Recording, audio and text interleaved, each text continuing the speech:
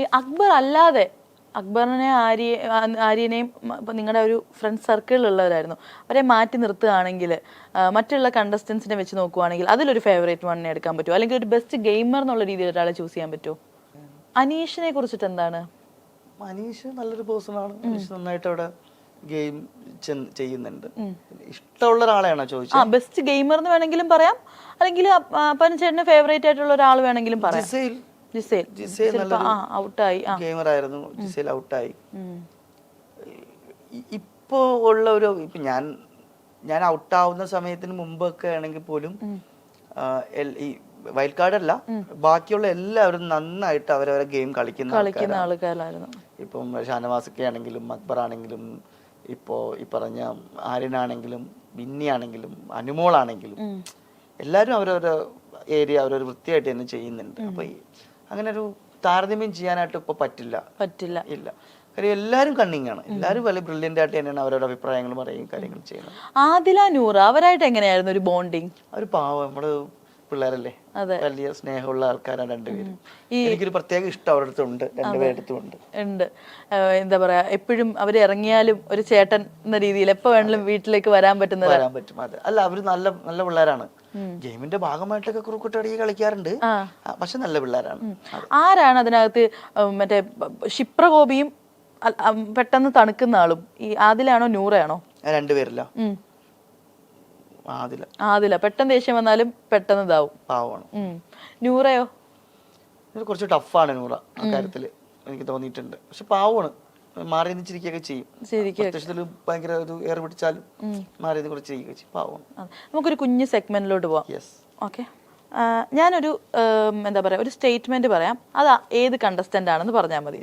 Okay, ഇയാൾ കേറുന്ന കപ്പലിൽ ഞാൻ കേറില്ല, ഇയാൾ ഉണ്ടെങ്കിൽ ആ കപ്പൽ മുങ്ങും. ആര്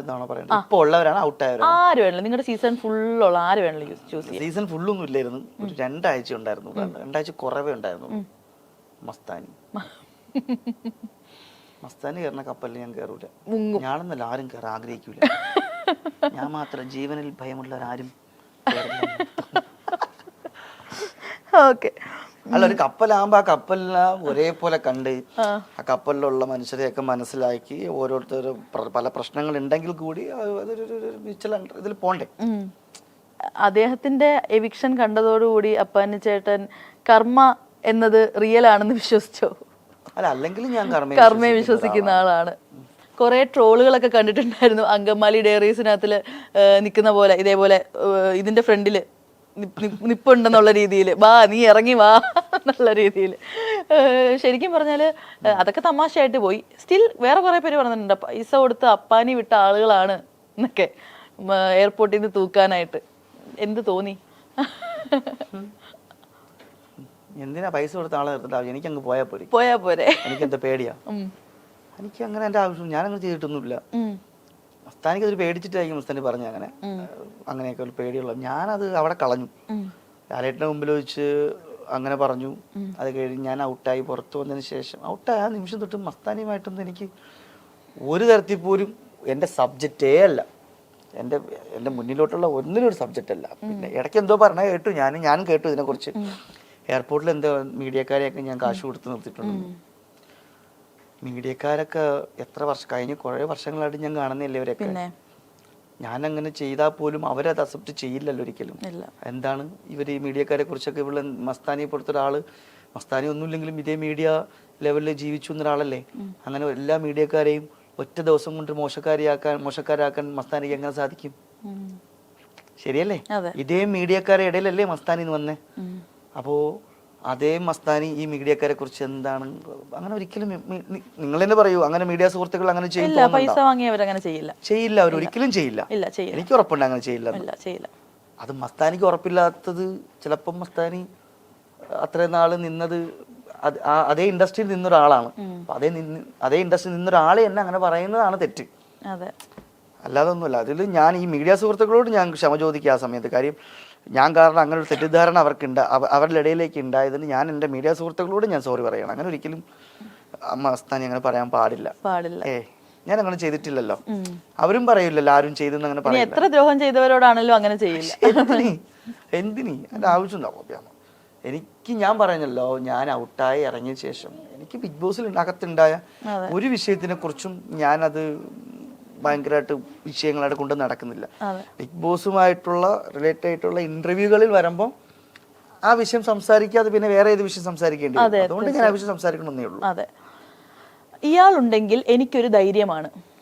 അക്ബർ അക്ബർ അക്ബർ ഉണ്ടെങ്കിൽ എനിക്കൊരു ഭയങ്കര ധൈര്യമാണ്. അത് ബിഗ് ബോസ് എന്നല്ല, ജീവിതത്തിലും അങ്ങനെ പറയാൻ പറ്റുമോ? അയ്യോ, അതിപ്പോ എങ്ങനെ പറയാൻ പറ്റും? പുറത്തിറങ്ങട്ടെ, ആദ്യം ഇറങ്ങട്ടെ. എന്നാലും ആഗ്രഹമുണ്ട്. അക്ബറും ആര്യനും എന്റെ നല്ല സുഹൃത്താണ്, ജിസേലെ സുഹൃത്താണ്.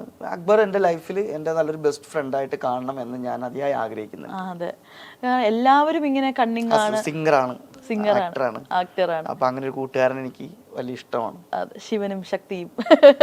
അങ്ങനെ നല്ലൊരു ഫ്രണ്ട്ഷിപ്പ് ഉണ്ടാവട്ടെ. അതിനിപ്പോ എന്താ, നല്ലതല്ലേ? ഒരുമിച്ച് പുറത്തിറങ്ങിയതിനു ശേഷം ഒരുമിച്ച് രണ്ടുപേരും ആർട്ടിസ്റ്റുകളാണ്, അവരുടേതായ രീതിയിൽ ഒരുമിച്ച് നല്ല നല്ല സിനിമകളിലൂടെയും പാട്ടുകളൊക്കെ തരാൻ സാധിക്കട്ടെ, വലിയ കാര്യമായിട്ട് കാണുന്നു. ഒരിക്കലും അക്ബർ മാത്രമല്ല, ആര്യനും എന്റെ നല്ല സുഹൃത്താണ്. ആര്യനും പുറത്തിറങ്ങുമ്പോൾ ആര്യനും നല്ലൊരു ആക്ടറാണ് അദ്ദേഹം. അപ്പം അവന്റെ ടാലന്റുകൾ, പെർഫോമൻസുകൾ ഇനി ജനങ്ങൾ കാണാൻ കിടക്കുന്നതേ ഉള്ളൂ. നല്ല നല്ല പ്രോജക്റ്റുകൾ ഇപ്പോൾ ആള് അഭിനയിച്ചിട്ട് നിൽക്കുകയാണ്. അക്ബറിന്റെ പാട്ടുകൾ ഒരുപാട് പാട്ടുകൾ വരാനുണ്ട്. അപ്പം സോ അതൊക്കെ നല്ല കാര്യങ്ങളാണ്. ഇടയ്ക്ക് വെച്ചിട്ട് ആര്യൻ ഇതേപോലെ ചൈൽഡിഷ് ആണ്, ലാലേട്ടനെ റെസ്പെക്ട് ഇല്ല അങ്ങനെയൊക്കെ പറഞ്ഞു.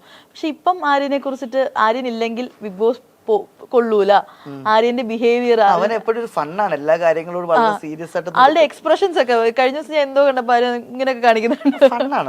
അവൻ ഫുൾ സ്പോർട്സ്മാൻ സ്പിരിറ്റിലാണ് എല്ലാ വിഷയങ്ങളും എടുക്കുന്നത്. ഒരു വിഷയത്തിൽ മാത്രമാണ് അവന്റെ വിഷമായ ജിസേലുമായിട്ടുള്ള ഒരു ആരോപണം, അത് ഭയങ്കരമായിട്ട് അവന് ഉള്ളിൽ തട്ടി. അവർ നല്ല സുഹൃത്തുക്കളാണ്. നല്ല സുഹൃത്തുക്കളാണ് അവര്. അതിനെ ഞാൻ നേരത്തെ പറഞ്ഞല്ലോ, കിണറ്റിങ്കര. അതെ, മാനിപ്പുലേറ്റിംഗ് കാര്യങ്ങൾ വിഷയത്തിനെ വളച്ചൊടിക്കും. വീണ്ടും അത് റീസെന്റ് ജിസേൽ ഔട്ട് ആവുന്നതിന് മുമ്പ് വീണ്ടും കുത്തിപ്പൊക്കി. അനുമോളല്ലോ, അവർ വീണ്ടും ഒനിയിൽ അവരൊക്കെ ഇങ്ങനെ ചർച്ച ചെയ്യുന്ന കണ്ടിരുന്നു ആ ഒരു ടോപ്പിക്കിനെ പറ്റിയിട്ടൊക്കെ. പിന്നെ അവർ ബെഡ് മാറി കിടക്കുകയൊക്കെ ചെയ്തില്ല അവരുടെ പേരൻസ് ഒക്കെ വന്നതിന് ശേഷമൊക്കെ. എന്റെ കണ്ണിൽ അവർ നല്ല സുഹൃത്തുക്കളാണ്. അത്രയും നല്ല സുഹൃത്തുക്കൾ. ഇയാൾ കണ്ടാൽ ക്രൂരനാണ്, പക്ഷെ ആളൊരു പാവമാണ്. എന്നെ പറയാൻ പറ്റില്ലല്ലോ. വേണമെങ്കിൽ പറയാം, ഞാനൊരു പാവമല്ലേ? നിങ്ങൾ വിചാരിക്കുമ്പോൾ അത്ര വലിയ ക്രൂരനൊന്നും അല്ലല്ലോ. അല്ല, ഞാനിപ്പോ ഇവിടെ ഇരിക്കുന്നത് കൊണ്ട് എനിക്ക് അവിടെ വ്യക്തികളിൽ ഉള്ള പറയാൻ പറ്റും. ആളൊരു എന്താണ്, കണ്ടാൽ ഒരു ക്രൂരൻ ഒരു ഫസ്റ്റ് ഇംപ്രഷൻ ഒരു ക്രൂരന്റെ ആണെങ്കിലും ആളൊരു പാവമായിരിക്കും. ഷാനവാസൊക്കെ ഒരു പാവമാണ്. പുള്ളി പറയുന്ന കാണിക്കുന്ന ഷോയൊക്കെ ഉള്ളൂ. അതെ, ആളൊരു പാവം പിടിച്ചൊരു സാധാരണ മനുഷ്യൻ. അതെ, ഇയാൾ ചിലപ്പോ നമുക്കത് ദേഷ്യം തോന്നുവേ. എത്ര പാവമാണെങ്കിൽ ഈ കിടന്ന് കാണിക്കണ കാണുമ്പോൾ ചില ദേഷ്യം തോന്നും. പക്ഷെ എന്നാലും പിന്നെ ഫസ്റ്റ് വീക്ക് ആയ സമയത്ത് അദ്ദേഹം ഒരുപാട് ടാബ്ലറ്റ് മരുന്ന് കഴിക്കുന്ന ആളാണ്. എനിക്ക് തോന്നി, അക്ബറും ഞാനും കൂടെ പറഞ്ഞു, പുള്ളിക്ക് ഒരുപാട് മരുന്ന് കഴിക്കുന്ന ആളായതുകൊണ്ട് തന്നെ പുള്ളി ഉറങ്ങട്ടെ, പുള്ളി നമുക്ക് ഉറങ്ങാൻ വിടാം, പുള്ളിയെ ഉണർത്തണ്ട എന്നൊക്കെ ഉള്ളവരുണ്ട്. അപ്പം പാവണ ആള്.